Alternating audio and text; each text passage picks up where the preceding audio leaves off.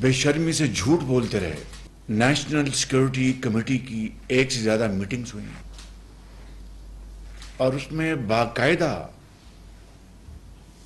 بحث و تمیز کے بعد اس کے اعلامیہ جاری ہوئے کہ کوئی سازش نہیں، قطعاً ایسی کوئی بات نہیں، اور اس طریقے سے ہم امریکہ سے اپنے تعلقات خراب کرنے میں کوئی کسر نہیں چھوڑ رہے. بطور آپ کے منتخب وزیر اعظم کے، بطور وزیر خارجہ کے، اور سب نے درجہ بدرجہ اپنے تائیں پوری کوشش کی کہ اس ڈیمیج کو کنٹرول کیا جائے.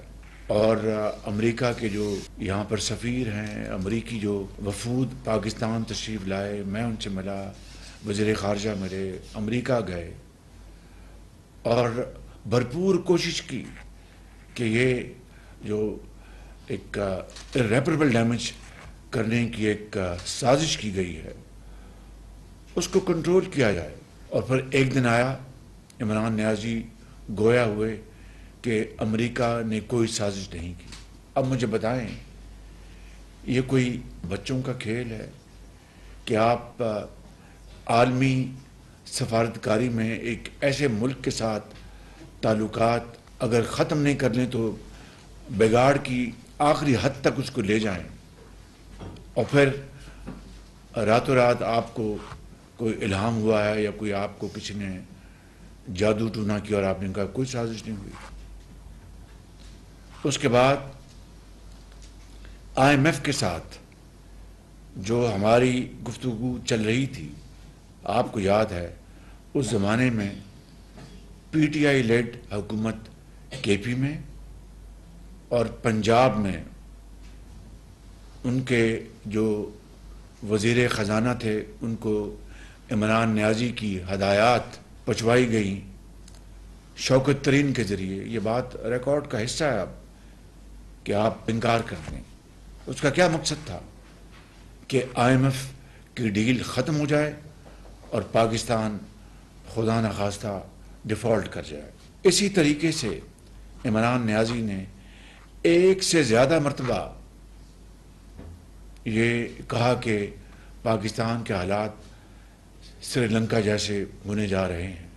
یعنی وہ دل میں بد دعائیں کر رہا تھا کہ پاکستان خدا نہ کرے وہ ایکچولی ڈیفالٹ کر جائے اور ہم شدید مالی بحران میں ہم مبتلا ہو جائیں، جیسے کہ ہمارے دوسرے چیلنجز کم نہیں تھے. تو یہ ہے وہ ایک تصویر پچھلے ایک سال کی جو آپ کے سامنے ہے. جب سے وہ وزیر اعظم بنوایا گیا اور جن لوگوں نے وزیر اعظم جھرلو کے ذریعے اور ریگڈ الیکشن کے ذریعے اس کو بنوایا، وہ ساری کہانی اب پوری قوم کے سامنے ہے. مگر یہ جو منصوبہ تھا یہ 2018 سے پہلے سے شروع ہو چکا تھا، جبکہ مسلم لیگ کی حکومت تھی یہاں پر وفاق میں اور صوبوں میں دوسری پارٹیز کی حکومتیں تھیں. اور کس طریقے سے عمران نیازی کو اس منصوبے کے تحت پوری طرح گائیڈ کیا جا رہا تھا، اس کو بتایا جا رہا تھا کہ آج یہ جھوٹا الزام فلاں پہ لگا دو، آج یہ جھوٹ کا تہمت فلاں پہ لگا دو، اور ٹیلی ویژن پہ آؤ اور وہ کاغذات لہراؤ، اور تاکہ لوگوں کو یہ باور کرایا جا سکے یہ تمام پولیٹیکل پارٹیز جو دوسری ہیں ان کی لیڈرشپ یہ سب چور اور ڈاکو ہیں اور میں ایک فرشتہ ہوں. اس کا نتیجہ کیا نکلا کہ پوری قوم تقسیم ہو گئی، بلکہ تقسیم در تقسیم ہو گئی. اور آج آپ دیکھیے کہ یہ زہر ہر جگہ پہنچ چکا ہے، چاہے وہ سیاسی جماعتیں ہیں، چاہے وہ مذہبی مدرسے ہیں، چاہے وہ تعلیمی ادارے ہیں، چاہے وہ کارخانے ہیں، چاہے وہ بیوروکریسی ہے. یعنی زندگی کے ہر طبقے میں یہ زہر جو ہے وہ پوری طرح سرایت کر چکا ہے. اور چور ڈاکو کی گردان دن رات کی انہوں نے، اور کس طرح جھوٹے مقدمات میں پولیٹیکل لیڈرشپ کو، کارکنوں کو انتقام لینے کی خاطر، اپنے ذاتی جو انتقام اس کی آگ کو بجھانے کے لیے ان کو جیلوں میں بھجوایا گیا، اور صریحاً وہ جھوٹے مقدمات تھے۔ کیا اس وقت کسی عدالت نے اس کا نوٹس لیا؟ کیا کسی عدالت نے، میں نہیں کہتا کہ سو موٹو لینا چاہیے تھا، لیکن عادت پڑ گئی ہے سو موٹو کی عدلیہ کو، تو میں اس حوالے سے بات کر رہا ہوں۔ کسی نے سو موٹو نوٹس لیا؟ کسی نے کوئی ایکشن لیا؟ مگر آج یعنی میں نے نہیں، آپ نے نہیں، نیب نے یا ایف آئی اے نے جو کیسز بنائے ہیں وہ ان کی اپنی ایک انڈیپینڈنٹ ان کی اتھارٹی ہے نیب کی، اور جس طرح نیب نیازی گٹھ جوڑ نے مل کر ایک پاکستان کے اندر تباہی مچا دی، کاروباری حضرات کو بھگا دیا، سرمایہ کاری بند ہو گئی، اور ہر طرح کی الزامات لگا کر مطعون کیا گیا پولیٹیکل لیڈرشپ کو اکراس دا کنٹری۔ تو آج اگر نیب نے ایک جینون ایک کیسز اگر بنائے ہیں غبن کے، کرپشن کے، تو اس کے اوپر آج عدلیہ جس طرح ایک آنی دیوار بن چکی ہے عمران نیازی کو پروٹیکٹ کرنے کے لیے، اس کی مثال پاکستان میں دنیا میں کہیں نہیں ملتی۔ جس زمانے میں آپ کے خلاف، ہمارے سب کے خلاف جھوٹے کیسز، مقدمات بنائے جا رہے تھے، اسی وقت چاہے وہ بی آر ٹی پشاور کا منصوبہ ہو، چاہے وہ بلین ٹری کا منصوبہ ہو، چاہے وہ دوسرے منصوبے ہوں، نہ صرف ان کے اوپر سٹے آرڈر دیے جا رہے تھے، بلکہ ان کیسز کو یعنی ان کی انویسٹیگیشن شجر ممنوع قرار دی جا رہی تھی۔ اور بی آر ٹی کے اوپر آپ نے دیکھا کیا کیا تماشا ہوا، ان کو سپریم کورٹ سے سٹے آرڈر دلوائے گئے۔ جب نیب سے پوچھا گیا کہ ہم کیا کر سکتے ہیں، جی سٹے آرڈرز ملے ہوئے ہیں، اپنا پشاور ہائی کورٹ نے آرڈر دیا ایف آئی اے کو کہ جناب وہ انویسٹیگیٹ کرے، ان کو اس کے خلاف سٹے آرڈر ہوا۔ معلم جبہ کو لے لیں، معلم جبہ کو میں نیب نے کلین چٹ دے دی، اور خود صوبے کے اداروں نے کہا کہ اربوں روپے کی کرپشن ہوئی ہے بی آر ٹی میں، پشاور کا جو منصوبہ ہے۔ اور کس طرح آپ نے دیکھا کہ بسوں کو وہ جل جاتی تھی، کس طرح آپ نے دیکھا کہ وہ جو ان کے وہ جو ٹرنز تھے وہ اتنے ویشیس تھے، اس کی جو ڈیزائن اتنے خراب تھے کہ وہ ان سے وہاں پر جا کے ٹکرا جاتے تھے، کس طرح آپ نے دیکھا کہ ٹائر برسٹ ہو جاتے تھے، کس طرح آپ نے دیکھا کہ ان کی چھتوں سے بارش کے دوران پانی ٹپکتا تھا۔ اربوں روپے کی کرپشن ہوئی، اربوں روپے کی۔ کسی نے پوچھا بلا کے کہ جناب یہ کیا ہو رہا ہے؟ بلکہ ان کے خلاف سٹے آرڈرز دیے گئے، اور بڑی ڈھڑائی سے کہا گیا کہ جناب سٹے آرڈرز ان کے اوپر آپ کوئی ہاتھ نہیں لگا سکتا، چاہے وہ عدالت عظمیٰ کے سٹے آرڈرز ہوں یا کسی اور کے سٹے آرڈر ہوں۔ جب پشاور ہائی کورٹ نے حکم دیا کہ اس کی تحقیقات کی جائیں تو ایف آئی اے کرے، وہ بھی سٹے آرڈر مل گیا، معلم جبہ میں کلین چٹ دے دی گئی۔ تو یہ وہ صورتحال ہے اسی زمانے میں کہ ایک طرف اپنا پوری یلغار تھی اپوزیشن کو مطعون کرنے کی، ان کو پوری دنیا میں ان کو بدنام کرنے کے لیے، اور یہ ایک ایجنڈا بنایا گیا تھا عمران نیازی اور اس کے حواریوں نے کہ 10 سال عمران نیازی ہوگا ایک فیشسٹ ڈکٹیٹر جمہوریت کے ایک لبادے میں، اور اس کے ساتھ جو اس کے حواری جو ہیں وہ 10 سال وہ جناب اس کے ساتھ بیٹھیں گے اور پاکستان کا وہ خدا نخواستہ تیا پانچا کر دیں گے۔ یہ ہے وہ بیک گراؤنڈر جو کہ آج کے حالات پر وہ اگر آپ دیکھیں تو دیکھنے والے کی آنکھ اور سمجھنے والے کا دماغ فی الفور ہر بات سمجھ جائے گا۔ اب میں آتا ہوں جو اس وقت جو صورتحال ہے۔ 9 مئی کا دن پاکستان کی تاریخ میں البناک ترین دن تھا، 16 دسمبر 1971 کے بعد جب فال آف ڈھاکہ ہوا تو وہ قائد کا پاکستان 2 لخت ہوا، اس دن بھی ہر آنکھ اشک بار تھی اور کروڑوں گھروں میں کھانا نہیں پکا تھا۔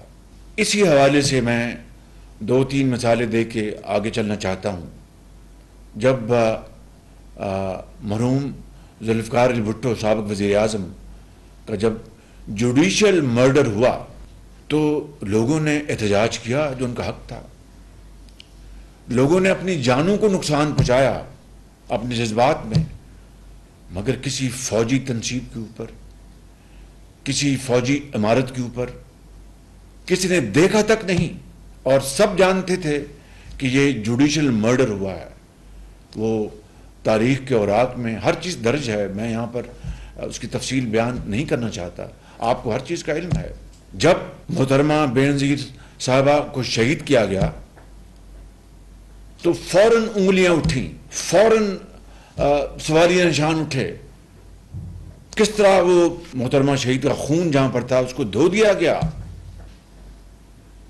بھرپور احتجاج ہوا، لیکن اور اس وقت ایک آمر تھا، وہ تھا حکومت کا سربراہ، لیکن کسی فوجی عمارت کو کسی نے دیکھا تک نہیں، کسی فوجی تنصیب کی طرف کسی نے رخ نہیں کیا، اور بغیر وقت ضائع کیے صدر آصف زرداری صاحب نے پاکستان کھپے کا نعرہ لگایا، اور اس طرح جو قائد کا جو بچا ہوا پاکستان تھا وہ بچ گیا۔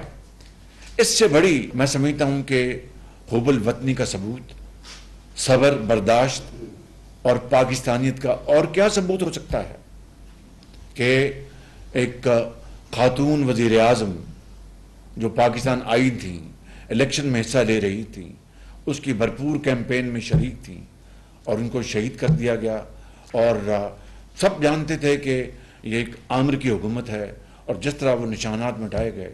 پھر اب آگے چلتے ہیں، میاں محمد نواز شریف کو جس جھوٹے مقدمے میں ان کو سزا سنائی گئی، 100 دن روز میاں نواز شریف ان کی بیٹی ٹرائل کورٹ میں روز حاضر ہوتے تھے، حتیٰ کہ ہفتے کو بھی رات کے 8 بج جاتے تھے، مگر وہ حاضری دیتے تھے۔ یہ نہیں کہتے تھے کہ جناب یہ کیا تماشا ہے، یہ روزانہ کا ٹرائل چل رہا ہے، کوئی ہمیں لائر کے ساتھ مشورے کی کوئی مہلت نہیں دی جا رہی۔ ڈیلی ٹرائل تھا، کہ مقصد یہ تھا کہ الیکشن سے پہلے میاں نواز شریف کو اپنا کسی طریقے سے الیکشن سے باہر کر دیں۔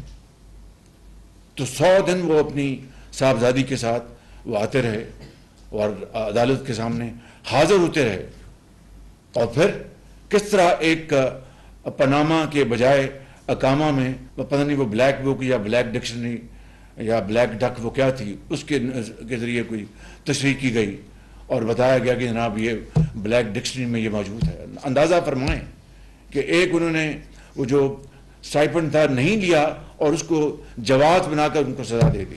اور پھر جب وہ یہاں پر اڈیالہ جیل میں تھے اپنی بیٹی کے ساتھ، تو جس دن میری بھابھی صاحبہ کا انتقال ہوتا ہے تو میں وہاں موجود تھا، آدھا پونا گھنٹہ ان کو اطلاع نہیں دی گئی کہ جناب آپ کی اہلیہ اس دنیا سے چلی گئی ہیں۔ اور جب پتہ چلا تو کس عدالت نے کہا کہ میاں نواز شریف آپ کی اہلیہ کا انتقال ہو گیا، آپ لاہور جائیں، جا کے تدفین کا انتظام کریں، آپ اپنے بچوں کے ساتھ بیٹھیں اور جا کے ذرا سارے معاملات طے کریں۔ کسی نے پوچھا؟ مجھے بتائے کوئی، کسی نے نہیں پوچھا۔ میری والدہ جب اللہ کو پیاری ہو گئیں تو میں جیل میں تھا، نواز شریف صاحب میرے بڑے بھائی وہ لندن میں زیر علاج تھے، میرا چھوٹا بھائی عباس اس دنیا سے چلا گیا تھا، تو کسی نے مجھے کہا کہ بھئی تمہاری والدہ کا انتقال ہو کے جاؤ، جا کے اس کے تدفین کا انتظام کراؤ۔ مگر کل یہاں پر چیف جسٹس آف پاکستان نے کہا عمران خان صاحب آپ کو مل کے بہت خوشی ہو رہی ہے۔ اور ایسے مقدمے میں کیا تاریخ میں کوئی اور مثال ملتی ہے؟ یعنی کسی نے کرپشن کی ہو تو دور کی بات ہے، ایک ملزم عدالت کے کٹہرے میں آئے اور جج کہے کہ آپ کو مل کر بہت اچھا لگا، قطع نظر اس بات کے کہ وہ بے گناہ ہے یا قاتل ہے یا خائن ہے یا ڈاکو ہے یا چور ہے، یا ریپسٹ ہے، کبھی عدالت کے کٹہرے میں کسی آرڈنری جج نے بھی کہا کہ آپ بطور ملزم آئے ہیں تو آپ کو مل کر اچھا لگا؟ آپ اگر اسلامی تاریخ کا مطالعہ کریں تو حضرت عمر فاروق کا جب قاضی کے پاس پیش ہوئے تو وہ قاضی نے ان کا مقدمہ سن کر ان کا فیصلہ کیا، اور مقدمہ جو ہے جو حضرت عمر فاروق کے رضی اللہ تعالیٰ عنہ کے حق میں ہوا، اس کے بعد جب مقدمہ ختم ہوا تو حضرت عمر فاروق نے اس قاضی کو کی چھٹی کرا دی. تو قاضی نے کہا کہ میں نے تو فیصلہ انصاف پر دیا ہے اور انصاف کا تقاضا ترازو آپ کے حق میں نکلا، مجھے آپ نے فارغ کیوں کیا؟ اس نے کہا جب میں آیا تھا آپ کی عدالت میں آپ کھڑے ہو گئے تھے. قاضی کا یہ کام نہیں ہے کہ وہ حق میں وقت آئے تو قاضی کھڑا ہو جائے. تو کل اسی کی نزدیک کی مثال ہمیں کل دیکھنے میں ملی کہ آپ کو دیکھ کر خوشی ہوئی. جناب آپ نواز شریف کی اپنا جب اہلیہ فوت ہو گئی تھیں تو آپ کچھ کرتے انتظام؟ جب بے نظیر بھٹو صاحبہ کو شہید کیا گیا تو کوئی آپ اس کا کوئی نوٹس لیتے؟ ذوالفقار علی بھٹو کو اپنا کوئی جوڈیشل مرڈر کیا گیا تو کوئی آپ اس کا کچھ کرتے؟ کسی نے جا کے فوجی تنصیبات کو پر دھاوا بولا؟ کسی نے جا کے اپنا ریڈیو اسٹیشن کو جا کے آگ لگائی؟ یہ وہ ہیں معاملات. اور دیکھیں میں بات بڑی سیدھی اور واضح کرنا چاہتا ہوں، 60 ارب روپے کی کرپشن کا معاملہ ہے، 60 ارب روپے کی. اسی کابینہ میں، اسی ہال میں، اسی جگہ جو پچھلے جو کیبنٹ سیکرٹری تھے انہوں نے بتایا کہ جناب وہ بند لفافہ تھا. These are the words of his predecessor and I am quoting his words کہ وہ بند لفافہ تھا اور اس کو کھولنے کی اجازت نہیں دی گئی تھی. ایک صاحب اٹھے جن کا نام تھا شہزاد اکبر کہ جی یہ بڑے خفیہ کاغذات ہیں، ان کو ہم کھول نہیں سکتے، اس کی جو سیکریسی جو ہے اس کو ہمیں مینٹین کرنا ہے اور اس کو آپ اپروو کرتے ہیں. آپ بتائیے کہ ایک لفافہ اس کے اندر نہ جانے کیا کاغذات تھے. خدا نہ خواستہ کشمیر بیچنے کا وہ ایگریمنٹ تھا، اللہ نہ کرے. خدا نہ خواستہ پاکستان کی جو سینسٹیو انسٹالیشن ہیں وہ کسی کو دینے کا معاملہ تھا. خدا نہ خواستہ کسی کوئی اور ایسا معاملہ تھا. وہ کیا معاملہ تھا جس کے اوپر کابینہ نے بن دے کے فیصلہ دے دیا کہ جی ٹھیک ہے اٹس اپرووڈ؟ کیا کسی نے سو موٹو نوٹس لیا اس کا؟ کیا کسی نے بلا کے پوچھا کہ جناب آئیے آپ کو مل کے بہت اچھا لگا اور کابینہ میں آپ نے یہ بند لفافہ آپ نے جو کیا یہ کیا معاملہ ہے؟ یہ ہے وہ ایک بہت ہی شارپ تضاد جس نے آج پاکستان کو اس دہانے پہ پہنچا دیا ہے. اور میں یہ بات بلا خوف تردید کہنا چاہتا ہوں، فیصلہ تو عدالت میں ہونا ہے کہ جو الزامات لگائے گئے ہیں اس 60 ارب روپے کے حوالے سے، یا جو برادر ملک کے جو ہیں کراؤن پرنس انہوں نے جو تحفہ دیا تھا اپنا، نہ صرف وہ ہیرے جواہرات کو تحفہ تھا، سب سے بڑی اس کی جو کبریائی تھی کہ اس کے اوپر خانہ کعبہ کا ماڈل تھا، اس کو نہ صرف انہوں نے بیچ دیا، جعلی رسیدیں بنائیں، جعلی رسیدیں. ایک دکان اسلام آباد کی، کیا کسی نے اس کا نوٹس لیا؟ یعنی اپوزیشن چاہے وہ بیمار ان کی جو پھپھی ہیں ہمارے فارن منسٹر کی، آصف زرداری صاحب کی جو ہمشیرہ محترمہ فریال تالپور صاحبہ، ہسپتال سے ان کو اٹھا کر ان کو نائب گرفتار کیا گیا، ہسپتال سے، چاند رات کو ہسپتال سے. کیا کسی نے پوچھا کہ بھائی وہ ایک بیمار ہیں، اگر بیمار نہیں تو ہمیں آ کے دکھائیں، ہمیں سیٹسفائی کریں، جس طرح کل عدالت عظمیٰ نے کہا چیف جسٹس نے کہ آپ کو مل کر اچھا لگا، it's good to see you, اور آپ کو یہ ہم غیر قانونی قرار دیتے ہیں، آپ کو جائیں وہاں پر واپس اپنا ہائی کورٹ. تو کیا محترمہ فریال تاجپور صاحبہ کو کسی نے بلا کر پوچھا کہ محترمہ یہ آپ کو ہسپتال سے اٹھا کر جیل لے گئے ہیں، کیا وجہ ہے؟ چاند رات کو میں اپنی بات نہیں کرتا، لیکن میں آج آپ کو ان کی انتہائی گری ہوئی حرکت بتانا چاہتا ہوں. جب لکھپت جیل میں، جب ایک دن مجھے ہسپتال میں MRI میری ہونی تھی، تو میں نے ایک رات پہلے جو جیل کا سپرنٹینڈنٹ، میں نے کہا دیکھو یہ جب میں عدالت جاتا ہوں تو یہ اینٹی ٹیررسٹ کورٹ والی گاڑی آتی ہے جو بھاری بھرکم، اور مجھے پتا ہے کہ اس کے جو شاک ابزارور جو ہیں وہ بہت ہیوی گاڑی ہے، وہ تھوڑا سا بھی پاٹ ہول ہو تو جھٹکا لگتا ہے میری کمر کو تکلیف دینے کے لیے، میں سب سمجھتا ہوں. لیکن کل میں نے جانا ہے ہسپتال تو آپ ایمبولینس منگوا دیں. ان کے بالکل ایمبولینس آئے گی. میں نے کہا مہربانی آپ کی.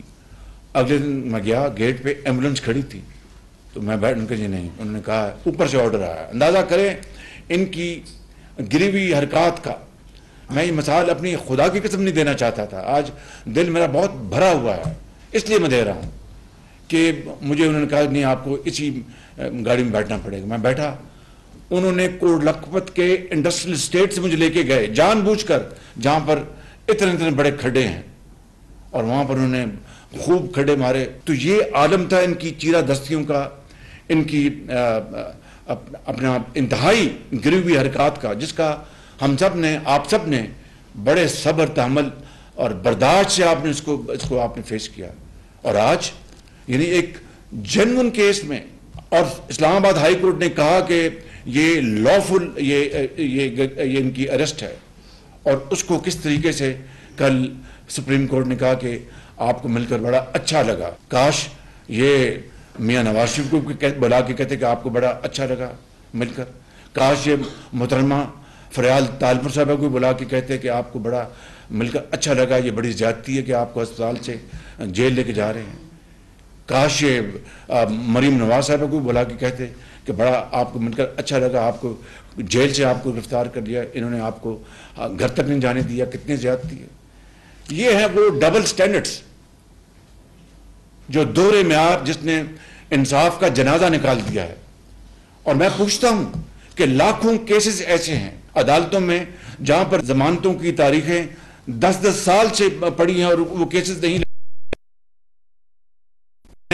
سیاستدانوں کی اس لیے بات زیادہ نہیں کر کہ یہ کہا جائے کہ شاید میں عام آدمی کی بات نہیں، عام آدمی کی بات کر رہا ہوں کہ ہزاروں کیسز ایسے ہیں جن کے 8-10 سال سے پڑے ہوئے ہیں، ان کے کیسز نہیں لگے ضمانتوں کے لیے. اور یہاں پر ایک دن ہوا اور آپ بلا کر کا آپ کا یہاں پر بڑا اچھا لگا. اور آپ لوگ جب ضمانتوں کے لیے درخواست دیتے تھے تو سال 1.5 سال وہ تاریخیں نہیں لگتی تھیں. تو یہ صورتحال ہے، اور یہ بڑی انتہائی گمبھیر اور بڑی دلخراش صورتحال ہے. 9 تاریخ کو جو واقعہ ہوا، میں نے یہاں پر تفصیل سے گزارش کی تھی. Even at the cost of reputation میں یہ کہنا چاہوں گا کہ جو حساس امارات پر اور تنصیبات پر جو بلوے ہوئے، حملے ہوئے، ان کو کروایا گیا، پلان کیا گیا. پلانر کون تھا؟ عمران نیازی. انسٹیگیٹر کون تھا؟ عمران نیازی. کاش مریم اورنگزیب صاحبہ ان کی یہاں پر کلپس چلوائیں جو انہوں نے اپنا ہر مرتبہ جب وہ پیغام دیتے تھے اپنے حواریوں کو کہ اگر میں گرفتار ہوگی تو یہ کرنا وہ کرنا. تو اس کے بعد جو کچھ وہاں پر ہوا، اندر گھس گئے، ہر چیز توڑ دی، جو تاریخی جو وہاں پر چیزیں تھیں ان کو توڑ دیا، سامان توڑ دیا، شہیدوں کی، غازیوں کی بے حرمتی کی گئی. مجھے بتائیں آپ اپنے دل پہ ہاتھ رکھ کر کہ جن جوانوں نے اور جن افسروں نے اپنی جانوں کا نذرانہ قوم کے لیے پیش کیا، قوم کی ماں اور بیٹیوں کی حفاظت کے لیے، دہشت گردی کے خاتمے کے لیے دہشت گردوں کا مقابلہ کیا اور جام شہادت نوش کیا، اور اس کے نتیجے میں کیا ہوا؟ قرآن کریم تو کہتا ہے کہ یہ شہید ہیں، ان کو مردہ مت کہو. ہم بطور مسلمان سب اس پر ہمارا پورا عقیدہ اور ایمان ہے. لیکن اگر آپ دنیاوی لحاظ سے دیکھیں تو وہ بھی تو ایک ایسپیکٹ ہے جس کو آپ اگنور نہیں کر سکتے کہ جو جوان، کڑیل جوان جو اپنے شہید ہو گیا اس قوم کی راہ میں، اس کی بیوی بیوہ بن گئی، اس کے بچے یتیم ہو گئے، اس کے ماں باپ زندگی بھر اشک بار رہیں گے. اور یہ ایک مثال نہیں ہے، ہزاروں اپنے جوانوں نے، افسروں نے اپنی جانیں دی ہیں، اور ان شہیدوں کی اور ان کی غازیوں کی بے حرمتی کرنا، یہ دشمن کو اور کیا چاہیے؟ اس سے بڑی درندگی، دہشت گردی اور ملک دشمنی کیا ہو سکتی ہے؟ میں نام نہیں لیتا اس ملک کا، اس سے زیادہ کون اس دن خوش تھا کہ پاکستان میں جو کچھ ہو رہا ہے یہ وہ ملک 75 سال میں نہیں کر سکا. اور کس طرح بے دردی کے ساتھ اس طرح ان تمام تنصیبات پر حملے. کل بھی پشاور میں ایک جگہ اپنا حملہ ہوا، پرسوں روکا گیا مگر کل پھر وہاں پر گھس گئے. یہ وہ صورتحال ہے. اور کیا اس کا مطلب یہ ہے کہ اگر عمران نیازی ہے اس کے اوپر چھوڑ دیں وہ جو ہیرے جواہرات جو اس نے بیچے، جو اس نے القادر ٹرسٹ میں جو زمین لی ہے اربوں روپے کی، فرا گوگی صاحبہ جو ان کی فرنٹ پرسن تھی، ان کی اہلیہ کی، عمران خان کی، جو انہوں نے کرپشن کی ہے. اس کا مطلب یہ ہے کہ عمران نیازی کرپشن کرے تو وہ بالکل وہ کوشر ہے، بالکل اس کو کوئی نہیں چھیڑ سکتا. اور دوسروں کو جھوٹے الزامات کرپشن میں نہ صرف بدنام کرو بلکہ ان کو جناب ان کو جیلوں میں بھجوا دو اور وہ سڑتے رہے وہاں پر جیلوں میں کئی سال. یہ احسن اقبال صاحب بیٹھے ہیں، ان کو اپنا کلین چٹ ملی ہے مگر جیل میں گئے. اس سے پہلے ان کو گولی لگی تھی، دہشت گردوں نے گولی ماری، چند دن بعد نیب نے ان کو دھر لیا. کیا کسی نے بلا کر کہا کہ آئیے احسن اقبال صاحب آپ کو مل کر اچھا لگا؟ These are those grievous stark comparison I am making. تو میں سمجھتا ہوں، میں اپنے آنریبل ممبرس کو میں یہ گزارش کرنا چاہتا ہوں کہ آج یہ صورتحال انتہائی دلخراش ہے، انتہائی گمبھیر ہے، انتہائی سنجیدہ ہے.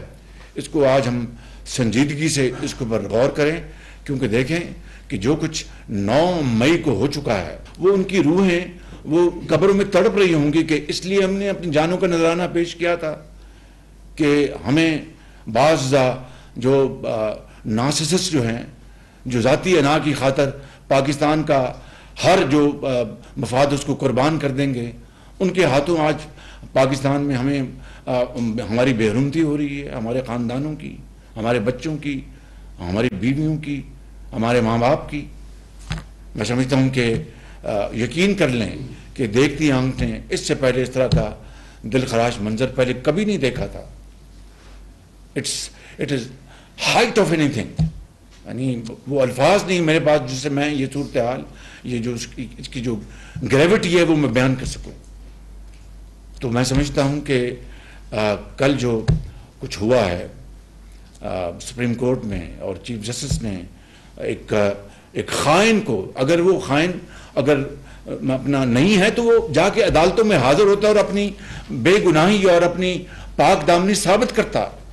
ہر جگہ وہ اپنا اس نے ایبسکونڈ کیا، وہ ٹوپ پہن کر اپنا بچتا رہا. اس لاڈلے کو، اس کی ساری کرپشن کو آپ جس طرح پروٹیکٹ کر رہے ہیں تو پھر پاکستان کے اندر جتنے بھی ڈاکو چور جو ہیں ان کو چھوڑ دیں، ان کو نکال دیں جیلوں سے. پھر let this be free for آل.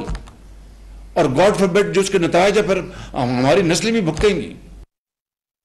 تو میں انہی الفاظ کے ساتھ جو میں نے آپ کے سامنے میں نے گزارشات کی ہیں اور وہ آپ کے سامنے رکھ دی ہیں، it is nothing but simple and pure NRO to Imran Niazi اور اس کے جو حواری ہیں. مجھے بتائیں کہ یعنی اندازہ فرمائیں کہ وہ خود عمران نیازی وہ رنگے ہاتھوں پکڑے گئے ہیں. قوم کا پیسہ، قوم کی جو خون پسینے کی کمائی انہوں نے ہڑپ کی ہے، اور جو سابق جو وزیر اعظم ان کو جناب جلاوطنیاں، ان کی ڈسکوالیفیکیشن.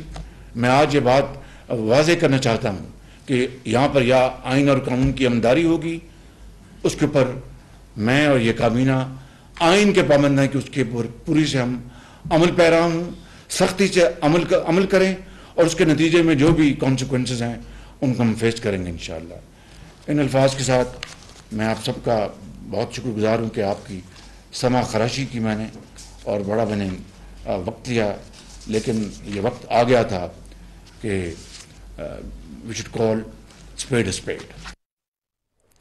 وزیر اعظم محمد شہباز شریف وفاقی کابینہ سے اظہار خیال کر رہے تھے. انہوں نے کہا کہ عدالتی کٹہرے میں کھڑے شخص کو کبھی کسی جج نے کہا ہے کہ آپ کو خوش آمدید کہتا ہوں. انہوں نے یہ بھی کہا کہ نیب نیازی گٹھ جوڑ نے ملک سے سرمایہ کاروں کو بھگا دیا. عمران نیازی نے پاکستان کے حالات کو سری لنکا سے ملانے کی کوشش کی. انہوں نے یہ بھی کہا کہ نواز شریف نے اپنی بیٹی کے ہمراہ عدالتوں کا سامنا کیا. ان کا یہ بھی کہنا تھا کہ کل کے عدالت کے ریمارکس پر بہت حیرانی ہوئی. انہوں نے یہ کہا کہ عدالتی کٹہرے میں کھڑے شخص کو کبھی کسی جج کو یہ کہتے نہیں سنا کہ آپ کو خوش آمدید کہتا ہوں.